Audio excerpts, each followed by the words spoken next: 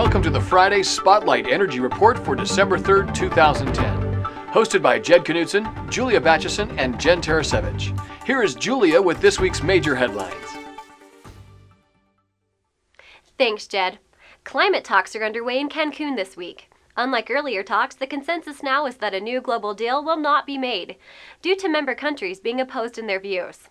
Some nations believe that the solution lies in smaller, non-formal agreements. Representatives from the European Union and the U.S. stated that they do not expect a treaty to result from these talks in Cancun. Instead, they are looking to make progress on protecting forests. They are also hoping to advance a $100 billion fund designed to combat global warming. Not all countries are being supportive of the talks, however. Bolivia has been very outspoken regarding the current situation. Pablo Salón, Bolivia's ambassador to the UN, stated that he was deeply concerned regarding the course of the talks thus far. He said that rich countries have not lived up to their Kyoto Protocol commitments to reduce greenhouse gas emissions. He stated, "Here we are negotiating a law without first obeying it." North Korea continues to flaunt its new nuclear technology and printed a statement in its state-run KCNA news service on Tuesday, claiming it is using thousands of centrifuges to develop nuclear energy for peaceful uses, specifically to meet increasing demands for electricity. The latest claim by North Korea seems to confirm the findings of Stanford University scientist Siegfried Hecker. Mr. Hecker said he was invited to visit a nuclear facility in North Korea in early November. During his visit, he observed 2,000 centrifuges within the facility that was producing low-enriched uranium. Up until this point, Iran has been resistant to pursue talks with Western nations that have expressed concern regarding its nuclear energy program. The situation seems to be improving as Iranian President Mahmoud Ahmadinejad stated that his country will engage in additional nuclear talks with various nations, including the U.S. The Iranian president did not provide a starting date for the discussions. However, a spokesperson for Catherine Ashton, the foreign policy chief of the European Union, stated that the talks will be held on December 6th and 7th in Geneva, Switzerland. Now over to Jed for our top energy news stories in the United States. Thanks, Julia.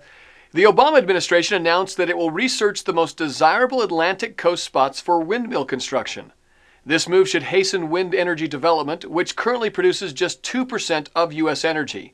It will also prevent the government from waiting for developers to suggest sites that reside in shipping lanes or are harmful to the environment. The new approach will avoid such issues by regulating the sites before they are proposed by developers. Leases may be granted as soon as 2011.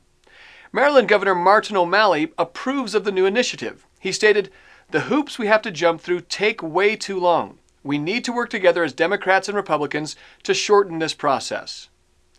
Colorado Governor Bill Ritter this week announced a $13 million energy loan fund that will be backed by the state. The program is designed to promote Colorado's new energy economy. This money will be accessible by Colorado businesses, particularly those that fall within the energy efficiency and renewable energy sectors. Governor Ritter stated that the new programs are an effort to create and sustain jobs within the clean energy sector, an area that is thriving despite the current economy. He stated, "We've established a long-term foundation for economic growth." On Tuesday, General Motors announced that it will hire 1,000 engineers over the next 2 years to work on its electric vehicles. The hiring of the engineers is part of a trend started by GM after its bankruptcy in 2009. In early 2010, the company hired experienced engineers and college graduates with a focus on electric and hybrid vehicles in addition to green technologies. Coda, an electric car startup, was given an early Christmas present by Hertz. Beginning in 2011, the car rental agency will offer Coda electric sedans. Coda will make 14,000 electric vehicles for the U.S. market in 2011. The integration of rental cars into rental fleets is being looked at as a great way to introduce these cars to the public. Ideally, they will be impressed with them, and then they will want to purchase one for themselves. Now over to Jen with more energy news from around the world. Thanks, Jed. Russia recently released a major and much-needed energy efficiency plan. The Moscow Times revealed that the country is estimated to use 2.5 times more energy to produce a given amount of goods and services than the world average. The publication also reported, promoting energy efficiency is one of the priorities of President Medvedev's modernization program and includes a goal to cut the amount of energy spent per unit of economic output by 40% by 2020. The Russian government plans to invest at least $300 billion to improve energy efficiency within the country. An estimated $35 billion annual energy savings is estimated to be the result. Measures include the installation of 13 million smart meters over the next decade, as well as the use of renewable sources of energy like hydro, wind, and solar power. Russia also plans to promote recycling and the sale of waste to biofuel plants. Masdar, a renewable energy company that is backed by the Abu Dhabi government, is reviewing plans to construct a carbon capture pipeline network spanning 500 kilometers. According to Masdar, 50 kilometers of this pipeline should be ready by 2014. By the year 2030, industrial and power plant carbon capture potential should reach 20 to 30 million tons within the country. Masdar is currently finalizing details with Abu Dhabi National Oil Company. A construction contract should be awarded during 2011. In last week's energy tip, we discussed integrating solar lighting into your outside decorating. This week, we would like to talk about some alternative lighting options for inside the home.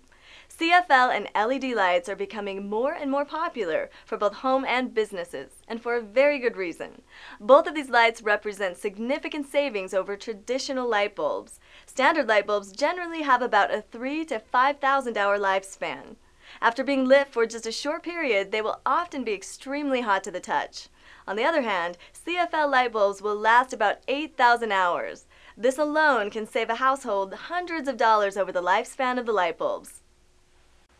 LED lighting is another option, and while it will have a larger upfront investment, the lifespan of this type of lighting is an incredible 50,000 hours.